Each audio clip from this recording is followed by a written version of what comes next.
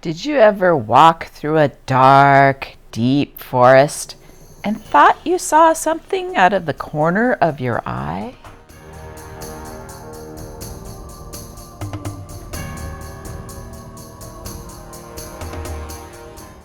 In the 1800s, there were many stories that woodsmen told about seeing a creature in the woods.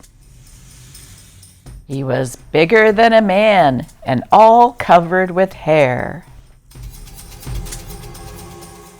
They found evidence in the mud of giant footprints.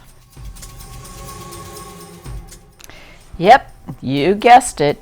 It was Sasquatch, or otherwise known as Bigfoot.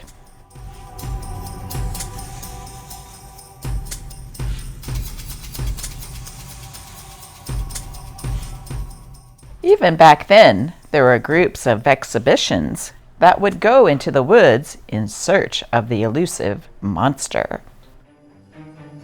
Instead of myths and legends, today in this video, we will be reading the actual words from an 1800s newspaper. So, it's time to read a newspaper together.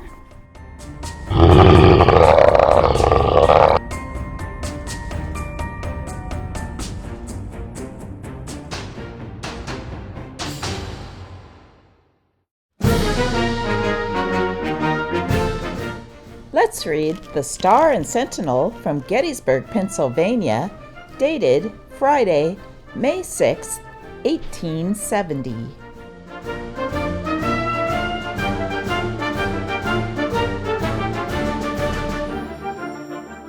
Warning to husbands. The great want of women at present is money. Money for their personal wants and money to carry out their plans. I propose that they shall consider it as honorable to work for money as for board, and I demand for them equal pay for equal work. I demand that the bearing and rearing of children, the most exciting of employments, and involving the most terrible risks, shall be the best paid work in the world, and husbands shall treat their wives with at least as much consideration and acknowledge them entitled to as much money as wet nurses. The meaning of this is that wives are about to strike for greenbacks. So much for every baby born. No greenbacks, no more sons and daughters. No greenbacks, no more population. No more boys to carry on the greatest enterprises of the age. The scales of prices for maternal duties are as follows. Girl babies, 100. Boy babies, 200. Twin babies, 300. Twins, both boys, 400. Triplets, 600. Triplets, all boys, 1,000 greenbacks. Terms, COD, no credit beyond first child. The motto being, pay up or dry up. Husband whose desire to transmit their names to posterity will please notice and take a new departure.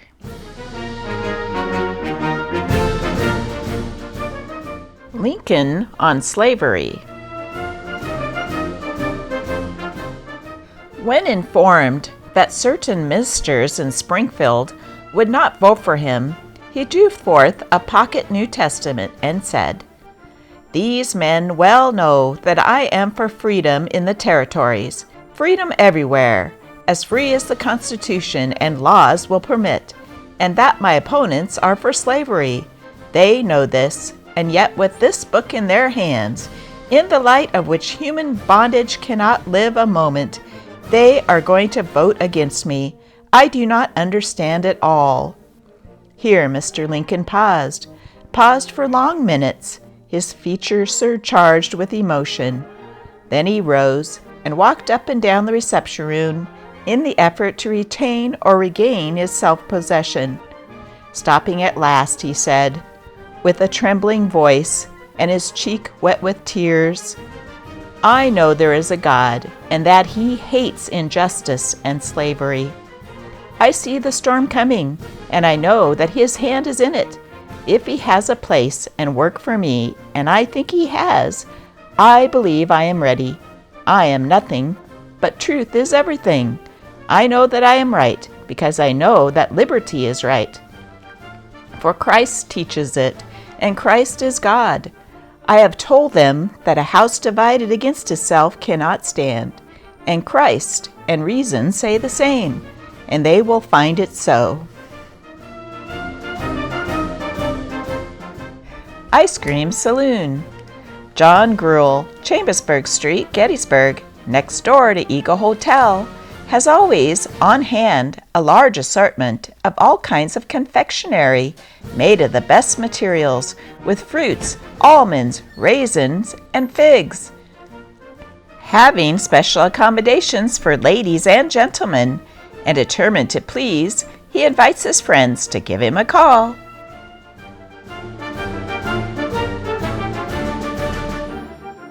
Hotels and restaurants. Eagle Hotel, the largest and most accommodations in Gettysburg, Pennsylvania. An omnibus for passengers and baggage run to the depot on arrival and departure of railroad trains. Careful servants and reasonable charges. The Keystone Hotel. This is a new house and has been fitted up with the most approved style.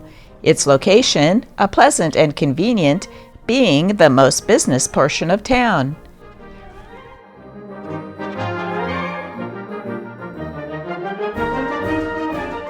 This is the Wills House Hotel in Gettysburg.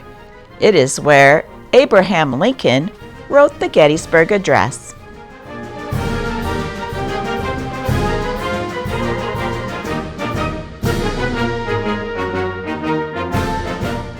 Great eaters. The Wiltshire Boars, who lately had an eating match against time, probably never heard about Hercules, Ulysses, or Milo, and therefore did not know that their achievement had been far outdone. The two sweet youths wagered with each other as to which would eat a given quantity in the shortest time. One got rid of 6.5 pounds of rabbit, a loaf of bread, and 2 pounds of cheese in a quarter of an hour, and he was so flattered with the applause of the bystanders that he finished off with a beefsteak, a 1.5 pints of gin, and 1/2 pint of brandy.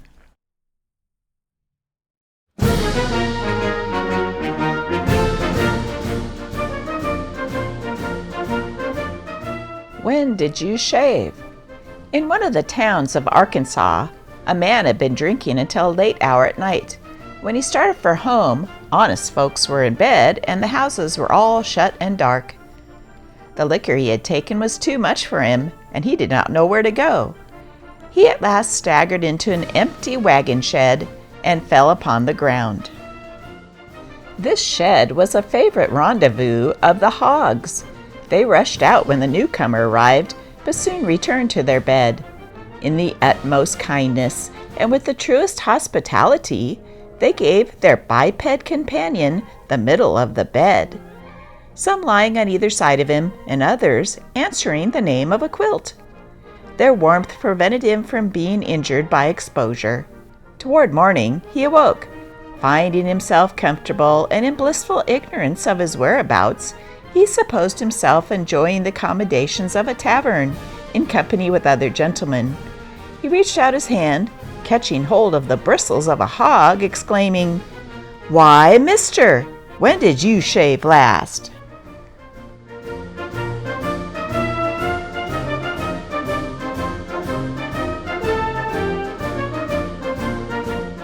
The mutations of time. 2 centuries ago, not 1 in 100 wore stockings. 50 years ago, not 1 boy in 1,000 was allowed to run at night. 50 years ago, not 1 girl in 1,000 made a waiting maid of her mother. And 50 years ago, people paid for their papers when they subscribed. Wonderful improvements in this age.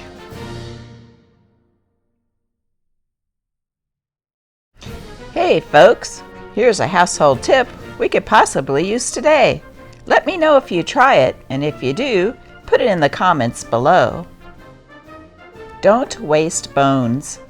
Every family should provide a barrel or box for receiving chicken bones, fish bones, and bits of beef bones, which accumulate in the kitchen.